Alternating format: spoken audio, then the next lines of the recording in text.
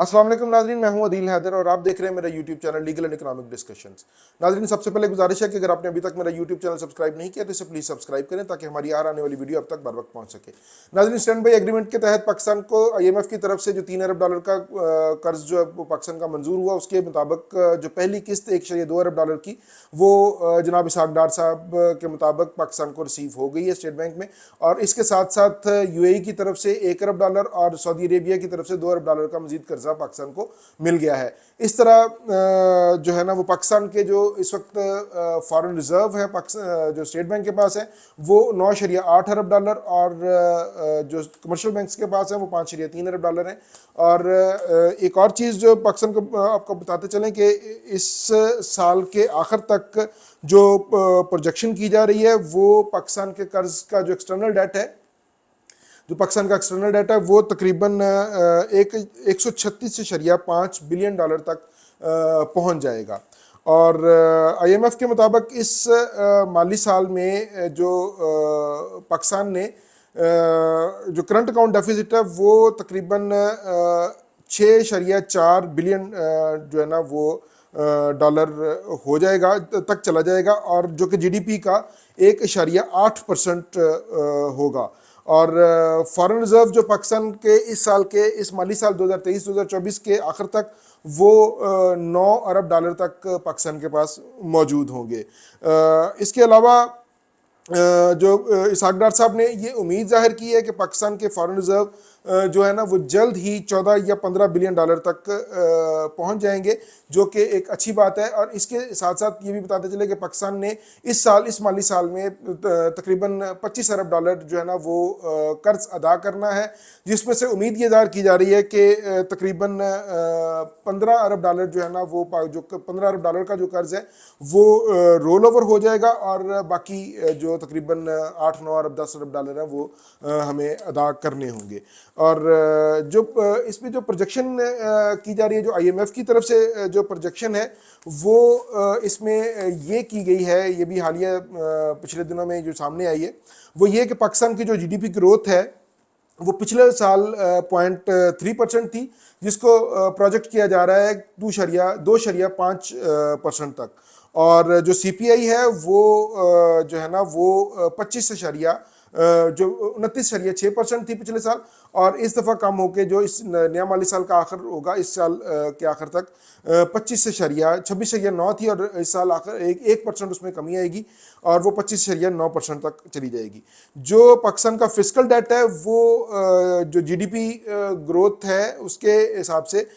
मनफी 1.6% था 2023 माली साल में, और इस साल बढ़कर तकरीबन 7 या 8.5 तक चला जाएगा। और जो प्राइमरी डेट है वो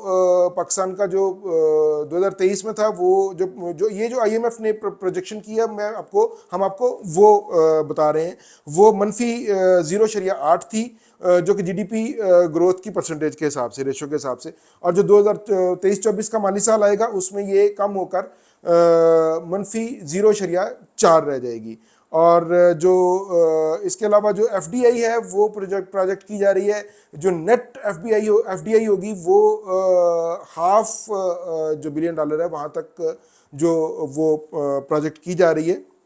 और जैसे कि हम आपको पहले बता चुके हैं कि जो आपका पाकिस्तान का जो फॉरेन रिजर्व होंगे वो तकरीबन 8 से 9 बिलियन डॉलर तक पाकिस्तान के इस माली साल के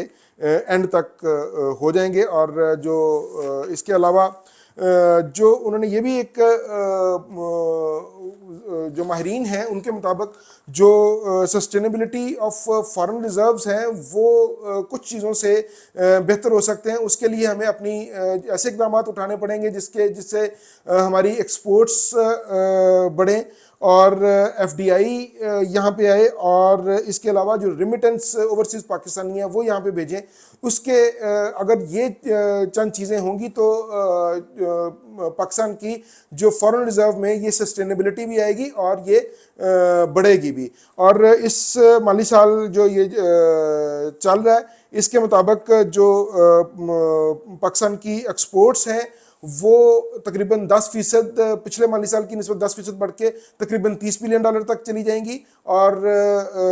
اس کے بعد جو امپورٹس ہیں وہ 20% بڑھ کے $64 بلین تک چلی جائیں گی. اب ایکسپورٹ اور امپورٹ میں 10% کا فرق ہے, یعنی کہ ہمارا زر مبادلہ جو فارن ریزروز ہیں وہ کم رہے ہیں اور ہمارے جو کنزیوم ہے وہ زیادہ ہو رہے ہیں. اس کے لیے جو ہماری حکم بالا سے یہی گزارش ہے کہ اس کے اوپر جو ایکسپورٹس ہیں اس کی بہتری کے لیے کام کیا جائے. اور جو ایف ڈی آئی ہے جو کہ معاشی بحالی کا پلان ایک پاکستان کی حکومت نے جو فوج کے تعاون سے دیا ہے وہ بہت اچھا پروگرام ہے. اگر اس کے اوپر ٹرو لیٹر اینڈ اسپرٹ عمل کیا جائے تو ہم اس جو یہ معاشی بھنور ہے, جو گرداب ہے, اس سے ہم نکل سکتے ہیں, جلد یا بدیر اس سے نکل سکتے ہیں. اور مگر اس کے لیے جو ہے نا وہ ول اینڈ وش